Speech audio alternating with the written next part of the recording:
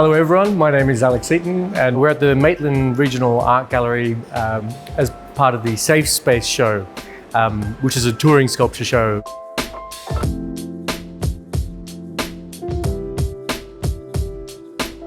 We're standing in front of my work, Someone Else's Problem. Now, I made this in 2015 as a commentary at the explosiveness fundamentally of the issue of asylum seekers and refugees worldwide. Now, in the years prior to that, I've been making a lot of work about my own experience, as in I'm a second generation Australian. My mum and her family fled the authoritarian regime of Abdel Nasser in Egypt back in the late 60s. They came to Australia and we're always grateful for the welcome they received here. And under current refugee and asylum seeker policies, particularly the offshore detention, and we're talking Manus Island and Nauru, that kind of warm welcome that my family received to Australia is no longer possible, or doesn't have that lovely knock-on effect of reciprocation and gratitude, as well as service. This idea of being of service was very strong within my own family. And very grateful for the peace and prosperity that we enjoy. So I think one of the most responsible things we can do as Australian citizens is actually engage with our government and its policies and question them at all times. Being a political artist, one of the things to do, or one of the challenges really, and the things to do, things that I want to achieve at least, is to speak plain spokenly to my audience, as in aesthetically, you understand where I'm coming from, the messaging is clear, and there is no confusion. When speaking of artwork generally, you want to leave a lot of poetry for your audience. You want to be able to, the audience to bring their own preconceptions and notions to it and make a decision. So in previous artworks of mine, where I'm less didactic, I think there's been pieces where I want to force a decision in the audience member. You might come across, say, a work that I made in 2012 called The Soloist. Was a man seated, it was most definitely a man.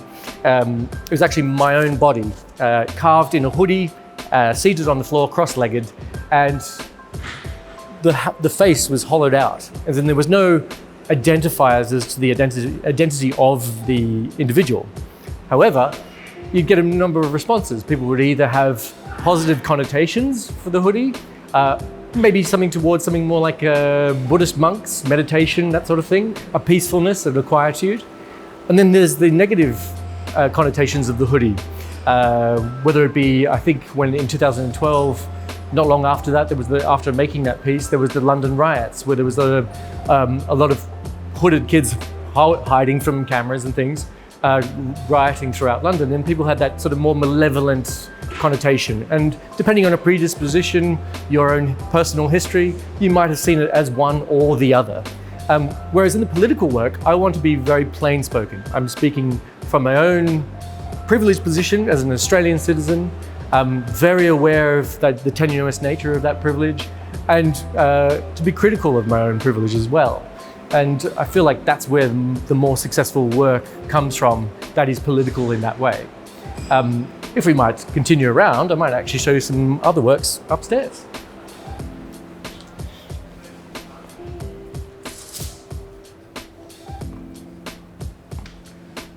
So this is actually the marble stairs of the Maitland Regional Gallery. I believe all made from local stone. A beautiful record of the local minerals.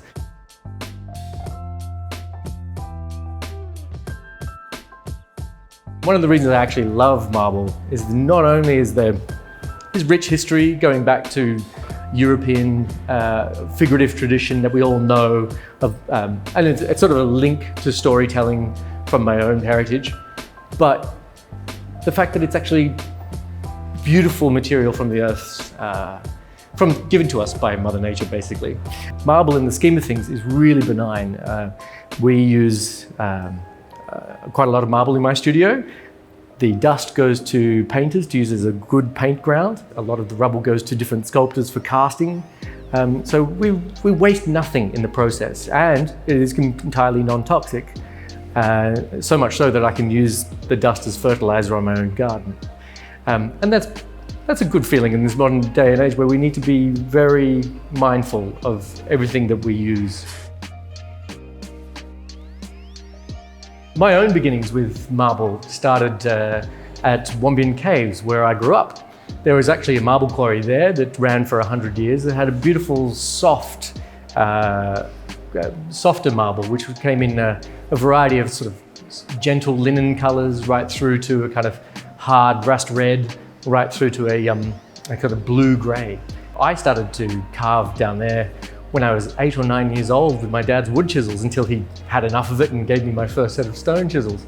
Now, I didn't know at the time that it was a material that I was going to continue to make and work with for the rest of my life. It was only post-university, graduating art theory and history that I realized, oh, there was this one practice that I really enjoyed, this one material that actually kept speaking to me in terms of its rich heritage and lineage of ideas, but also the idea of doing it in this context of Australia, in a post-colonial context. The stories we tell ourselves now and how we represent ourselves are more important than ever.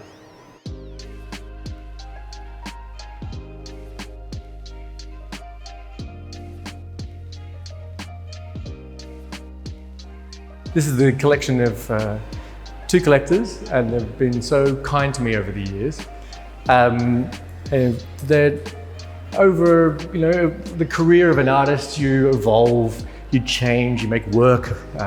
Say in my early years, really showing off technique and trying to prove as much to myself as to an audience that I had the skills or could try to do something.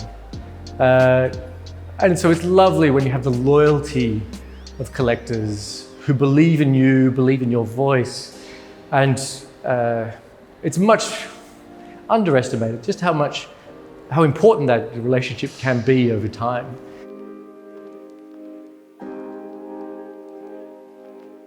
Just here on this wall, that represents different moments in my own career. From earlier work, this is a folded t-shirt that says courage on it in a computer game fashion. The idea of, I think in my work always have asked what do we consider society's values or virtues? How do we discuss those? From my own childhood, I know that one of the few places outside of a kind of setting of religion that was ever discussed was things like computer games, where it gamified the idea of courage, speed, fortitude, strength, that sort of stuff. This is from a 2012 show that I had in Hong Kong, and it was it's called Quartet. It's actually obviously more to do with surveillance. It's a regular security camera. I think at the time we're talking about finding a place within the world. In 2012, remember, we really had seen 10 years of knock-on effects post 9/11 and 9/11 politics across the world, which spoke to more intrusive personal privacy laws in the name of security, and a politics that really traded in fear to separate and divide us.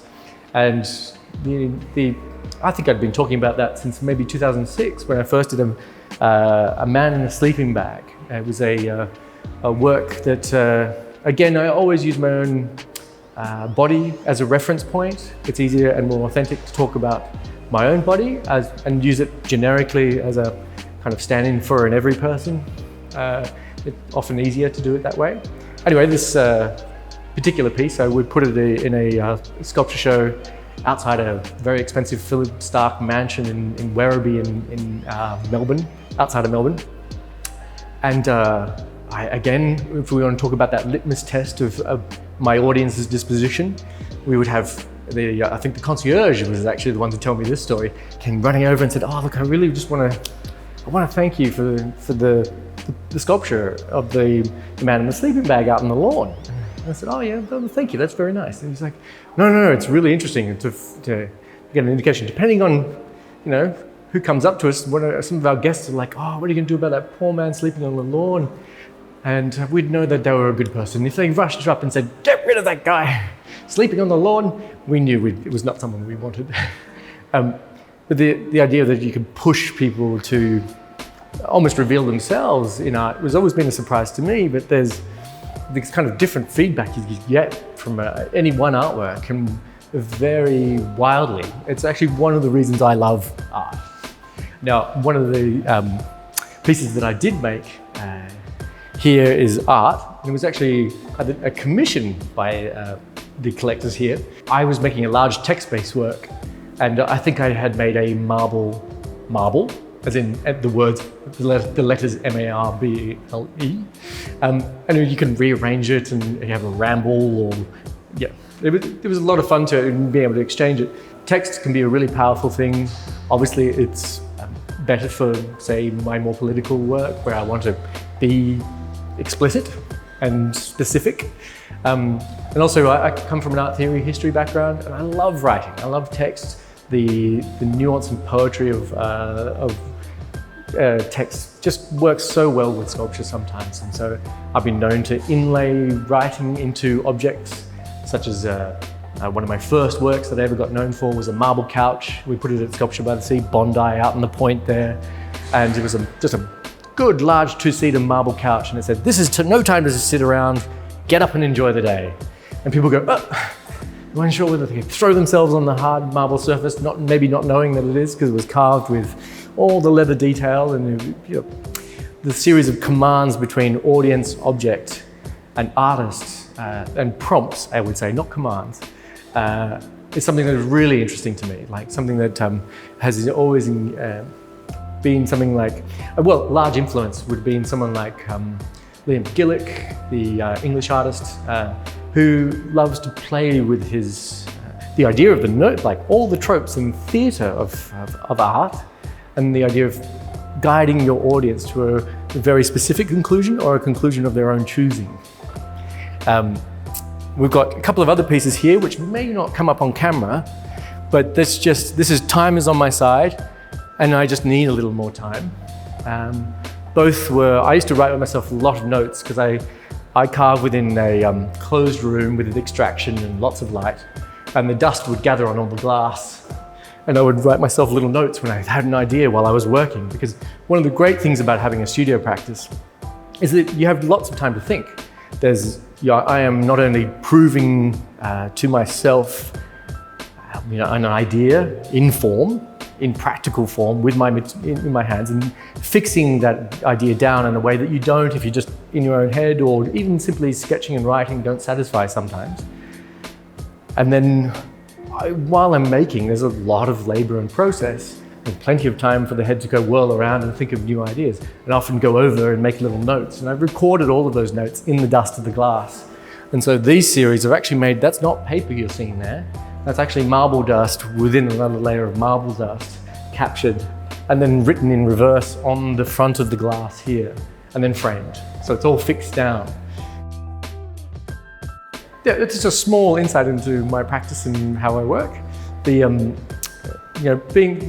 All I can say is that being an artist has been the absolute joy of my life.